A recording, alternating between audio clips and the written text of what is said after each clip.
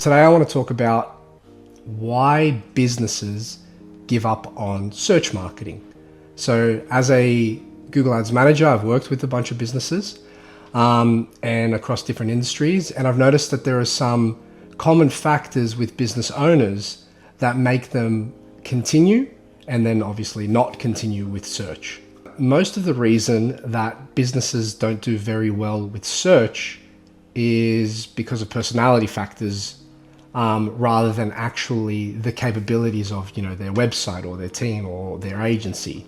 So in this video, I've got 3 main reasons why certain businesses don't do well in search, as well as 1 bonus reason afterwards.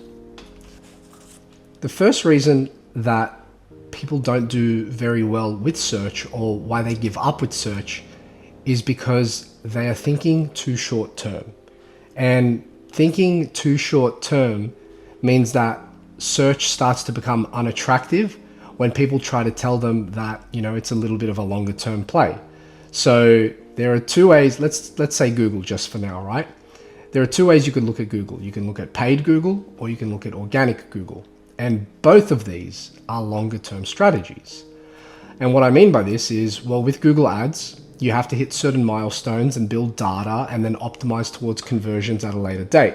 And what that means is, for the first month or 2 or even 3 months, your system isn't performing at the rate it will be in 6 months' time, when you have a lot of data and you start to understand more about your users on your website, and how they search and what keywords they use and what time of day and what devices. So even though you could technically get a couple of leads very quickly, when advertisers like me sell Google search, we're not selling a quick fix solution where you pay $100 and then all your lead generation worries are like out the window, right? And then the opposite issue, or not necessarily opposite, but a different issue happens with SEO. So I think everyone kind of understands, if they've been in business long enough, that SEO takes a lot of time. So when you get an SEO agency and they're going to tell you, SEO is going to take a lot of time, be prepared that it's going to take a lot longer if you believe it should happen a lot quicker. So what happens is, you can put on, a couple of new pages, you can earn a couple of new backlinks, and then Google could just take its sweet time not indexing your pages, which becomes, a point of friction where, people are creating and doing all the right work. It could be you yourself, but Google just still hasn't registered that they want the page on the internet. So as a result, all the work's done, but it still takes a little bit of time to actually process and get onto search, or even to be ranking, So I think why this is a problem is, for both things, is business owners probably have a lead generation problem today, and search doesn't solve today's problem. It's not going to go and get you, it's definitely not, it could, but it's not definitely going to get you 5 leads every day from the start of each of your campaigns. And I think that's something that good business owners understand, because they've trialed out different types of marketing before. They've done the different types of avenues, and I think nothing is really overnight. And if you're a business owner and you think things happen overnight, you're in for a world of hurt, because normally it's a good rule of thumb is, however long you think it takes, times it by 4. And that's probably the answer that you're going to get to for like how long something takes for any facet of your business, right? Things take time, and humans are not really good at estimating. Reason number 2, expensive. So most people, especially if they're new to advertising, will find it expensive, because you're spending money every day that you weren't spending before. So as a result, relative to what you were spending yesterday, today is more expensive. However, my definition of expensive is, let's say my opinion of expensive is, it's only expensive if you don't get the value back. Now, with many new advertisers, or many people that are new to advertising, things are going to seem expensive because you don't necessarily get leads every time you spend money. So when you start on Google Ads, for instance, you spend money to generate data through signals that you can then optimize towards to then get the leads later on. So when I think of a Google Ads campaign, I think of that first period where you're generating the clicks and the signals as the most important period, because that's when you understand how you can optimize for the keywords that people are searching and you can make them negatives, or when you can see, hey, we got like some interest in this area, maybe we weren't certain that we wanted to do that, and then you can optimize towards the area, devices. You can pick up little mistakes before you start spending a lot of money. But if you're a business owner and you're not getting leads, you're going to feel pretty shortchanged, and you're going to come to your advertising guy and you're going to say, hey, this is expensive. And this actually happened to me quite recently. Somebody goes, hey, I've spent so much money in this first month. I've spent, let's call it $2,000, and I've not gotten any leads. What gives? This is so expensive, it's not worth it, blah, blah, blah. But it's a little bit, one, they don't understand the process of how ads work, which is, one, you have to build data and then you optimize towards conversions. And two, when people say things are expensive, they're often not doing enough maths to understand whether it is expensive or not. So that customer that came to me and he said, I've spent $2,000 and I've not gotten anything. This is super expensive. Each one of his jobs is worth about $7,500. And my response to him was, if you get one lead tomorrow that closes, you are $5,500 in profit in terms of revenue to advertising costs, return on investment. So there is a component that I understand, right? Because I've done my own advertising before, and sometimes when you're not getting leads in, it can be really frustrating and stressful, and I get it.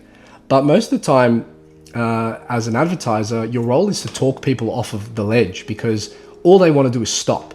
And then if they stop at certain points, it'll be the most fatal stop that they do, because they won't have seen out the whole process. And then taking this for the SEO route, SEO is a little funky because it's a little less measurable, it's a little less guaranteed. Like, at least with Google, you pay for your Google search, you pay for your clicks.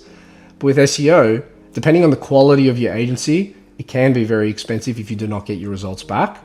As a business model, it might be very good for them. Like, they charge $3,000 to $6,000 every month, and they build some pages. And if the results don't come through, then yeah, after that 6-month period that you've been waiting, and if you spent $5,000 for each of those 6 months, that's $30,000. And if you haven't gotten any leads back, yes, that's expensive no matter what industry you're in.